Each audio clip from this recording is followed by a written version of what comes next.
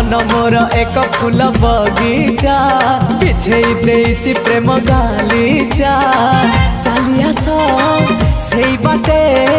खोजुछि मु साथी गोटे सुंदरी सुरायना ना ना झुमता ना ना ना आस सुनयना झुमता ना ना ना आस सुनयना झुमता ना ना ना आस सुनयना झुमता ना ना ना आस सुन